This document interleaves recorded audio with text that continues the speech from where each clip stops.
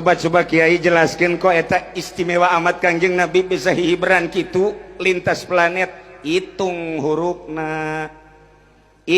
hurufna mumpung aya ketua ya lantaran ketua sok utang hitungannya nama beda ngitungna anak caraka